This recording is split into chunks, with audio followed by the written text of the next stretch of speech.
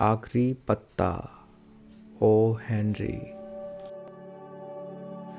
Washington चौक में गलियां पागलों की तरह इधर उधर दौड़ती हुई ज़मीन को छोटे छोटे पट्टों में बांटती हैं। कुछ पट्टे तिकोने आकार के हैं तो कुछ अजीबोगरीब कोण बनाते हैं। कभी कोई चित्रकार यहाँ आया होगा, उसे ये जगह सस्ती और अच्छी लगी होगी, इसीलिए उसने यहाँ अपना डेरा जमा लिया। धीरे धीरे वहाँ कई और फर्नीचर चित्रकार आकर बस गए। चंद वर्षों में ये इलाका आर्टिस्टों की एक बस्ती बन गया। यहीं पर एक 3 मंजिले ईंट के मकान के ऊपर वाली बरसाती में सू और जॉन्सी का स्टूडियो था। जॉन्सी का असली नाम वैसे जोआना था, पर सभी लोग उसे जॉन्सी ही कहकर बुलाते थे। एक अमेरिकी शहर मेन की रहने वाली थी तो दूसरी कैलिफोर्निया की थी। दोनों पहली बार एक रेस्टोरेंट की मेज़ पर मिली थी।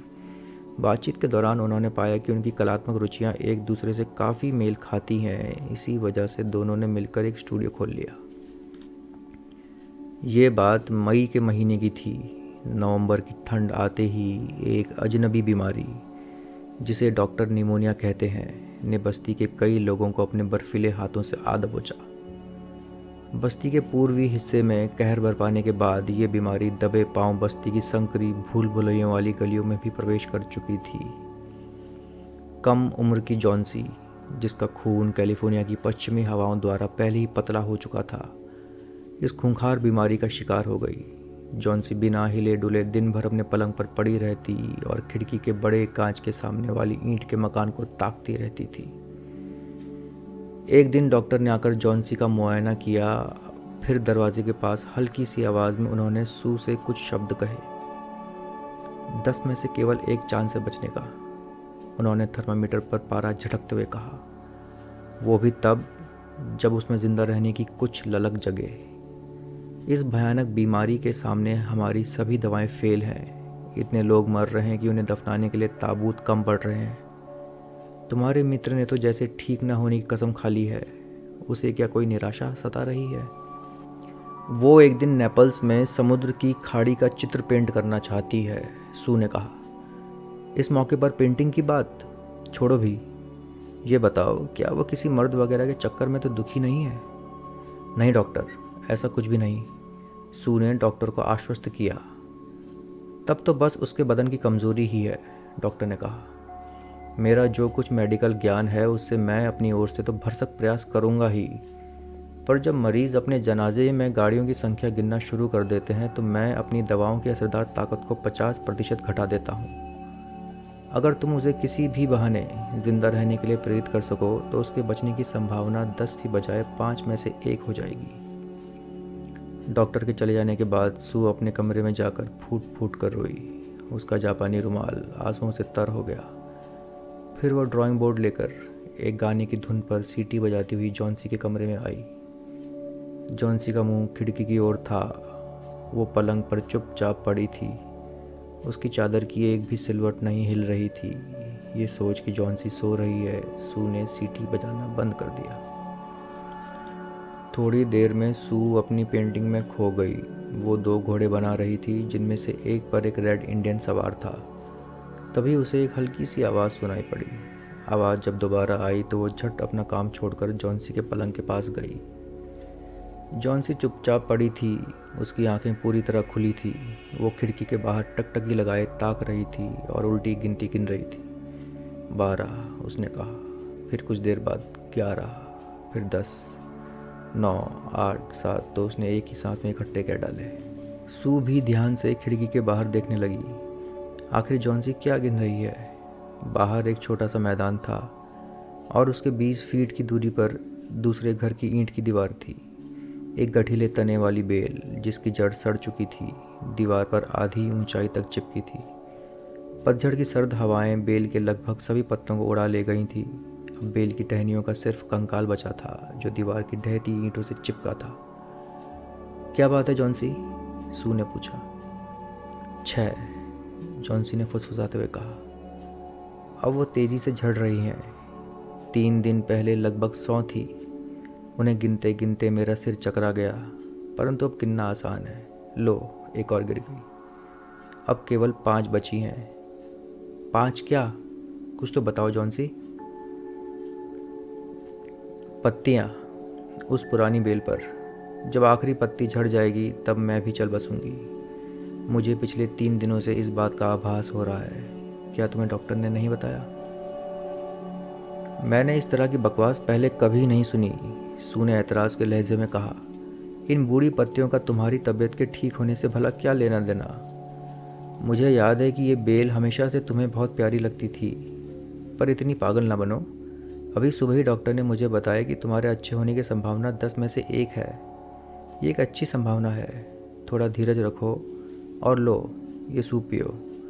मैं अपनी पेंटिंग पूरी करती हूँ जिससे कि उसे बेचकर तुम्हारे लिए कुछ अच्छा खाना और वाइन ला सकूँ। अब तुम और वाइन मत लाना, जॉन्सी ने खिड़की के बाहर ताकते हुए कहा। लो, एक पत्ती और गई। अब केवल 4 पत्तियाँ ही बची हैं। मैं अंधेरा होने से पहले आखिरी पत्ती को गिरते देखना चाहती हूँ, फिर मैं भी चल दूँगी। मेरी प्यारी जॉन्सी, सू ने झुकते हुए कहा, तुम मुझसे वादा करो कि तुम अपनी आंखें बंद रखोगी और जब तक मैं काम कर रही हूँ तब तक खिड़की के बाहर नहीं झांकोगी। मुझे ये पेंटिंग कल तक पूरी करके देनी है। चित्र बनाने के लिए रोशनी चाहिए, नहीं तो खिड़की का पर्दा गिरा देती। क्या तुम दूसरे कमरे में जाकर पेंट नहीं कर सकती? जॉन्सी ने रुखाई से पूछा। इस समय मेरा तुम्हारे साथ रहना ही अच्छा है, सू ने कहा। दूसरा, मैं नहीं चाहती कि तुम उन पत्तियों को ताकती रहो।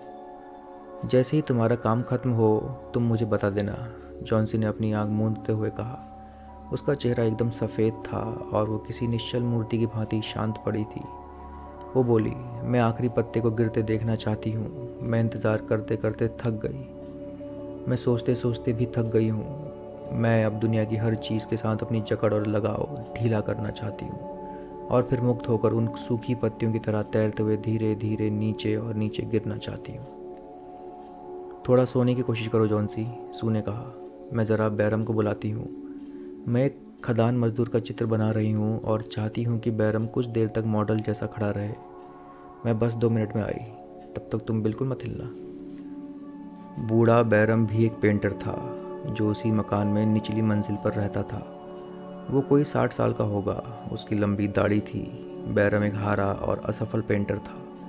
40 साल ब्रश चलाने के बाद भी वो कोई खास कामयाबी हासिल नहीं कर पाया था।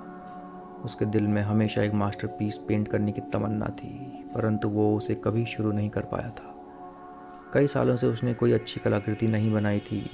रोजी रोटी के लिए वो कभी कभार साइन बोर्ड और तख्तियाँ पेंट किया करता था। बस्ती के युवा आर्टिस्टों के लिए वो मॉडल का काम कर कुछ पैसे कमा लेता।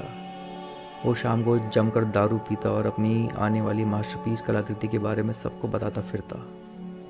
वो एक चिड़चिड़ा दड़ियल बुढ़ा था जो हर एक की कमज़ोरियों पर हंसता था, पर उसके दिल में अपनी छत पर रहने वाली 2 युवा चित्रकारों के लिए बहुत प्यार था। सू जब नीचे गई तो बैरम अपनी कोठरी में बैठा सिगरेट फूंक रहा था। उसके पास ही उसका ड्राइंग बोर्ड था जिसका कोरा कैनवस पिछले 25 सालों से पेंट लगने का इंतज़ार कर रहा था। सू ने बैरम को जॉन्सी के बारे में पूरी बात बताई कि कैसे पत्तियों के गिरने के साथ साथ जॉन्सी की ज़िंदगी भी ढल रही है। कैसे कैसे बेवकूफ़ लोग हैं इस दुनिया में जो इसलिए मरना चाहते हैं क्योंकि किसी सूखी बेल की पत्तियां चढ़ रही हैं। मैंने ऐसी बात पहले कभी नहीं सुनी। खैर, इस वक्त मैं तुम्हारे लिए मॉडलिंग नहीं कर पाऊंगा, और मैं जॉन्सी की मदद भी कैसे कर सकता हूँ? इस समय जॉन्सी बेहद बीमार और कमज़ोर है, सू ने कहा, और तेज़ बुखार के कारण उसके दिमाग में अजीबोगरीब विचार आ रहे हैं। बैरम, तुम्हारी जैसी मर्ज़ी। तुम मॉडल नहीं बनना चाहते तो ना बनो। वैसे तुम एकदम निठल्ले आदमी हो, न काम के न धाम के। बैरम भी अब चिल्लाया। किसने कहा कि मैं मॉडल नहीं बनूंगा? तुम चलो, मैं अभी आधे घंटे में तुम्हारे पास आता हूँ। जॉन्सी की तबीयत के बारे में सुनकर मेरा दिल दुखी हो रहा है। एक दिन मैं अपनी मास्टरपीस कलाकृति अवश्य पेंट करूँगा और फिर हम सब लोग यहाँ से चले जाएंगे। जब वो दोनों ऊपर पहुँचे तो जॉन्सी गहरी नींद में सोई थी। सू ने पर्दा गिरा दिया और बैरम को दूसरे कमरे में ले गई। वहाँ वो दोनों सहमे हुए खिड़की के बाहर उस बेल को घूरने लगे। फिर वो एक क्षण के लिए बिना बोले एक दूसरे को देखते रहे। बाहर ठंडी बर्फ़ पड़ रही थी और लगातार बारिश हो रही थी। फिर बैरम खदान मजदूर की अदा में मॉडल बनकर बैठ गया और सू उसका चित्र बनाने लगी। जब सुबह सू सोकर उठी तो उसने जॉन्सी को फटी आंखों से खिड़की के हरे पर्दे को ताकते पाया। पर्दा उठाओ, मैं बाहर देखना चाहती हूँ, उसने धीमी आवाज़ में आदेश दिया। अनमने दिल से सू ने उसका पालन किया। वाह, सारी रात भयानक तूफान और भीषण हवाओं के बावजूद उस ईंट की दीवार में बेल पर अभी भी एक पत्ती लटकी है। पत्ती तने के पास हरी थी, परंतु उसकी दंतीली किनार उम्र के साथ साथ पीली पड़ चुकी थी। वो सहमी पत्ती अपना सारा साहस बटोरे अभी भी ज़मीन से कोई 20 फीट ऊपर लटकी थी। ये आखिरी पत्ती है, जॉन्सी ने कहा। मैंने सोचा था कि ये निश्चित ही रात को गिर जाएगी। मैंने हवा के तेज़ झोंकों की चित्कार सुनी थी। ये पत्ती आज तो अवश्य ही गिरेगी और तब मैं भी चल बसूंगी। जॉन्सी, सू ने अपने मुरझाए चेहरे को तकिए में छिपाते हुए कहा, अगर तुम अपने बारे में चिंतित नहीं हो तो कम से कम मेरे बारे में तो सोचो। तुम्हारे बगैर मैं क्या करूँगी। जॉन्सी ने कोई उत्तर नहीं दिया। दुनिया में सबसे अकेली आत्मा वो होती है जो किसी दूसरी अनजानी दुनिया में जाने की तैयारी में हो। कैसे कैसे करके वो दिन ढला।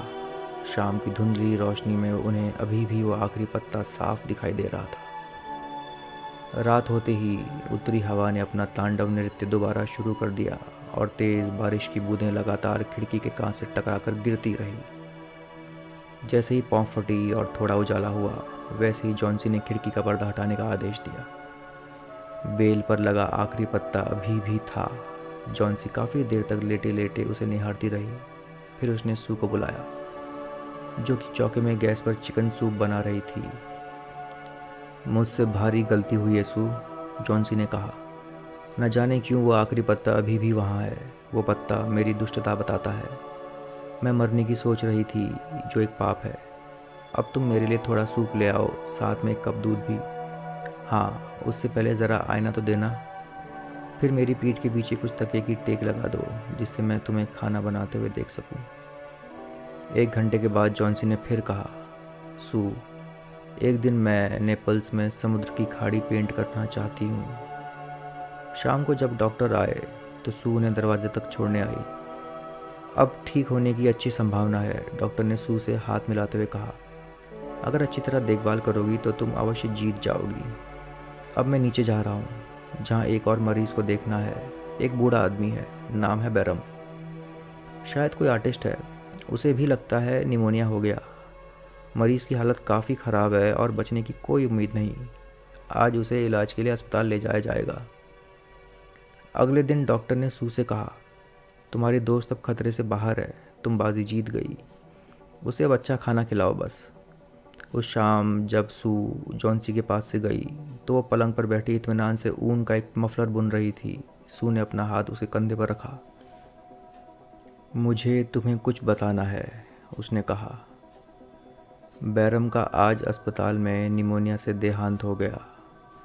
वो केवल 2 ही दिन बीमार रहा। मकान के चौकीदार ने पहले दिन सुबह बैरम को उसकी कोठरी में तकलीफ से तड़पते देखा। बैरम के कपड़े और जूते एकदम गीले थे और बर्फ़ की तरह ठंडे। किसी को कुछ पता नहीं कि वो उस तूफ़ानी रात में कहाँ गया था। फिर उन्हें एक लालटेन मिली जो तब भी जल रही थी। वहाँ एक सीढ़ी भी मिली जिसे अपनी जगह से सरकाया गया था। उन्हें पेंट करने के कुछ ब्रश भी इधर उधर बिखरे मिले और एक प्लेट भी मिली जिसमें हरा और पीला रंग मिला था। जॉन्सी, अब ज़रा तुम खिड़की के बाहर उस आखिरी पत्ते को तो देखो। क्या तुमने अचरज किया कि वो पत्ता हवा में क्यों नहीं हिलता या फड़फड़ाता है? मेरी प्यारी जॉन्सी, ये आखिरी पत्ता बैरम की मास्टरपीस कलाकृति है। उसने उसे उस रात को पेंट किया जब बेल का आखिरी पत्ता नीचे झड़ा था। समाप्त।